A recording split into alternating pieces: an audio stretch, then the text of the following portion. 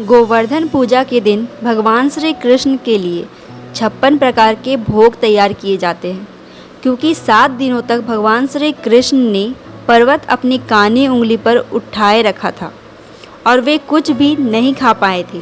माना जाता है कि माँ यशोदा श्री कृष्ण को एक दिन में 8 पहर भोजन कराती थी। यही कारण है कि जब 7वें दिन के अंत में भगवान श्री कृष्ण ने पर्वत को रखा तो गांव वालों ने उन्हें हर दिन के 8 पहर यानी 7 गुना 8 के हिसाब से 56 व्यंजन बनाकर खिलाए थे।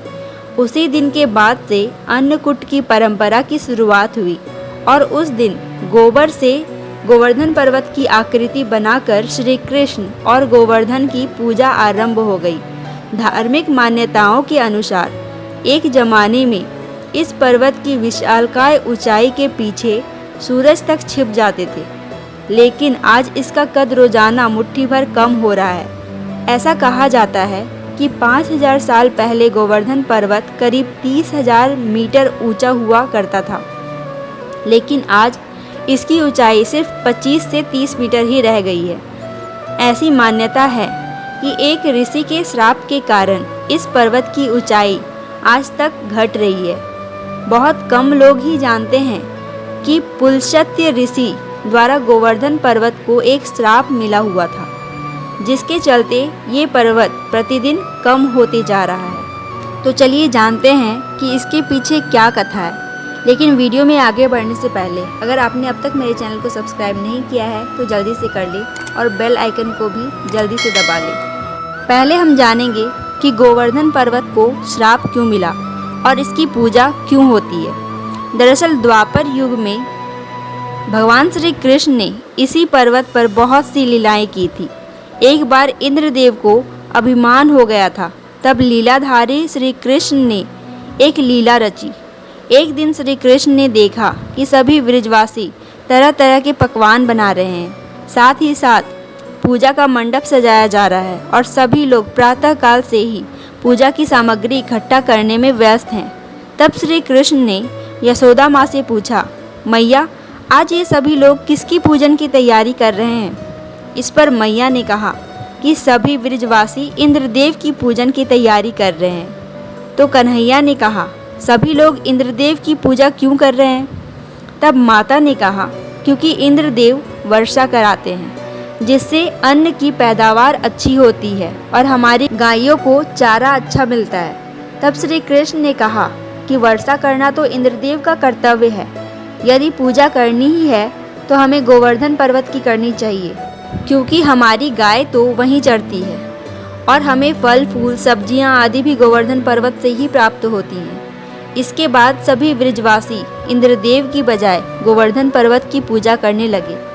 इस बात को इंद्रदेव ने अपना अपमान समझा और क्रोध में आकर प्रलयकारी मूसलाधार बारिश शुरू कर दी, जिससे हर ओर त्राही त्राही होने लगी। सभी अपने परिवार और पशुओं को बचाने के लिए इधर उधर भागने लगे। तब ब्रजवासी कहने लगे कि ये सब कृष्ण की बात मानने के कारण हुआ है, अब हमें इंद्रदेव का कोप सहना पड़ेगा।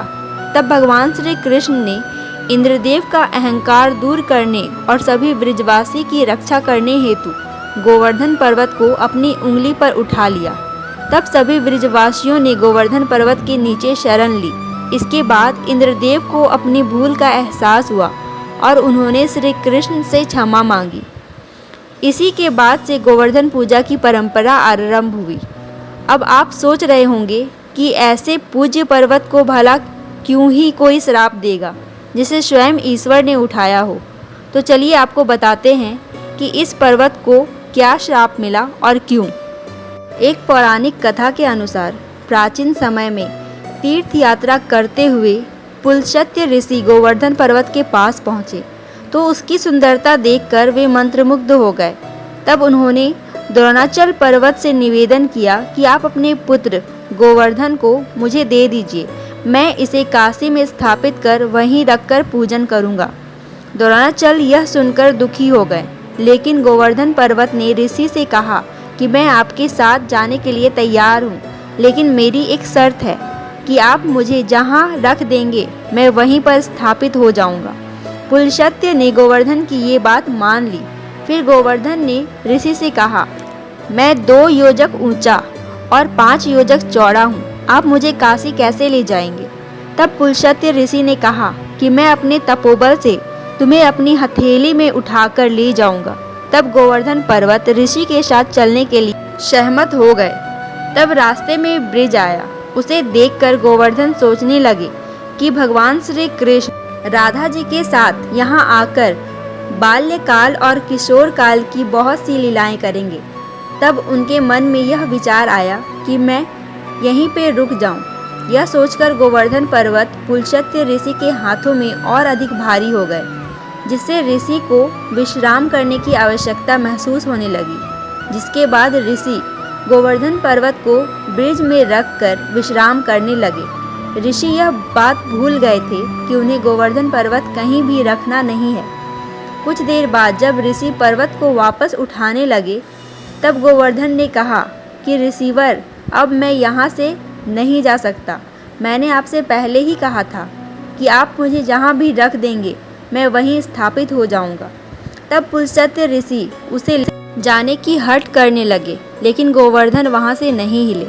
तब ऋषि ने क्रोधित होकर उसे श्राप दे दिया कि तुमने मेरे मनोरथ को पूर्ण नहीं होने दिया, अतः आज से प्रतिदिन तिल तिल कर तुम्हारा शरण होता जाएगा और फिर एक दिन तुम धरती में समाहित हो जाओगे।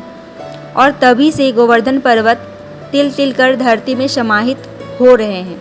कहा जाता है कि कलयुग के अंत तक यह धरती में पूर्ण रूप से समा जाएंगे। हिंदू धर्म में गोवर्धन पर्वत की परिक्रमा का बड़ा महत्व है।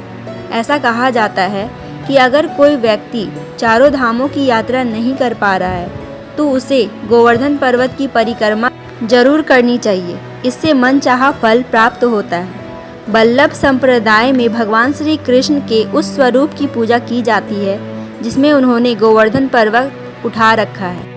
आज की वीडियो में बस इतना ही।